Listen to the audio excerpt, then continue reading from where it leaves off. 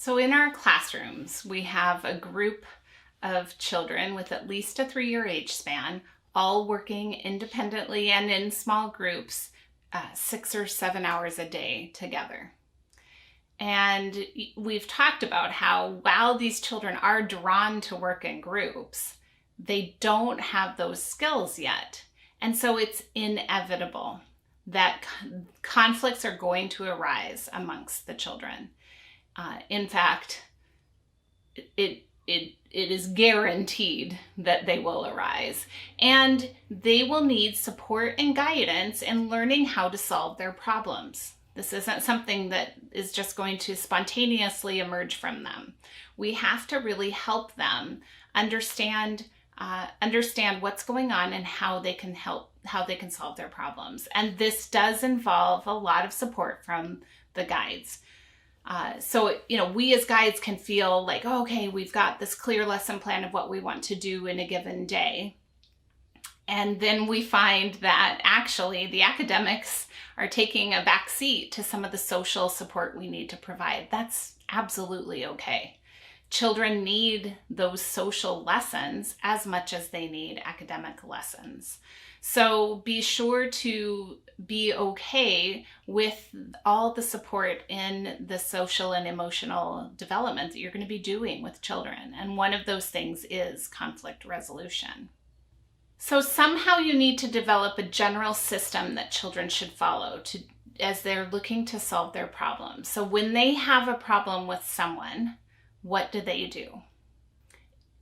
I had in my class, children, how they would go and check out a problem or communicate the problem with a friend.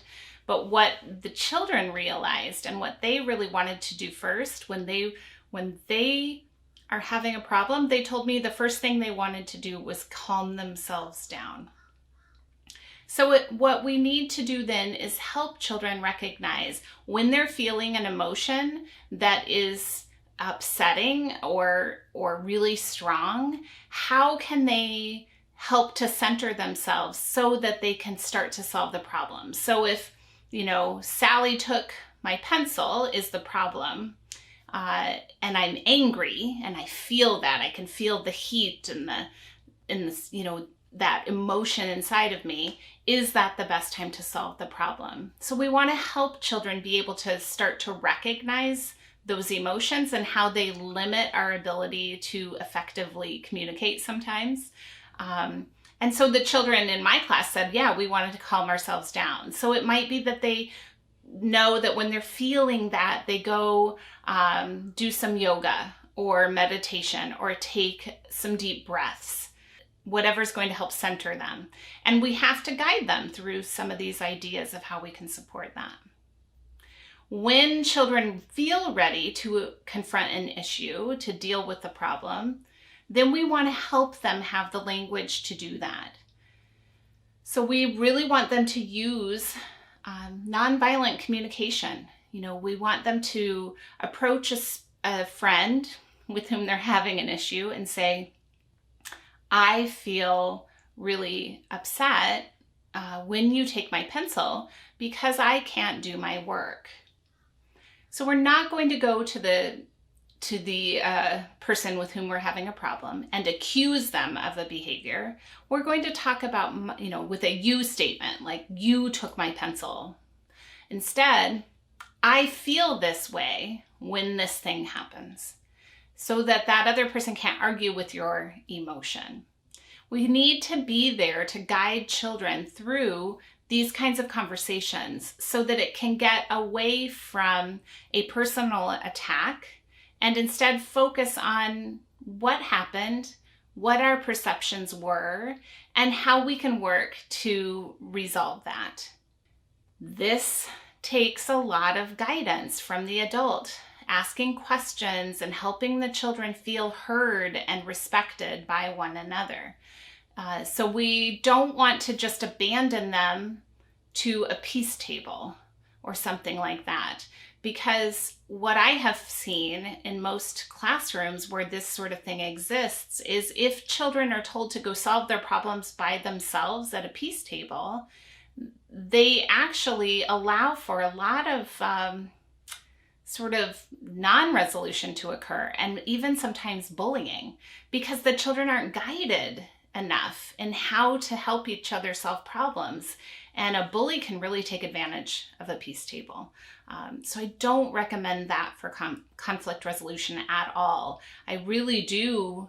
The adult needs to be the material in a conflict resolution situation, and especially for younger children who haven't had a lot of experience with this. I mean, let's be honest, I've worked with adults for the last 10, 12 years, and they struggle to effectively resolve conflict amongst themselves. So we certainly need to provide that structure for children. The guidance and how to admit to someone, this is bothering me, how to handle that when someone tells you that, how to work through to a successful resolution that all parties agree to. This is a critical part of day-to-day life in the classroom, and you need to have a system in place that supports it. So generally, you check it out with the person you're having a problem, see if you can come to a solution. The guide in the classroom should be called in for support as needed. And then the children should know that they have recourse beyond the classroom adults, that they could go to the head of school or someone else if they need further support, if the classroom adults have not resolved it in the way that you feel comfortable with. So we want the children to get a little bit of a sense of, a grievance process that can happen at a school as well. So all of this, again, needs to be really carefully considered as you look at how you're going to help the children develop the skills for conflict resolution and have systems in place that support that in the classroom.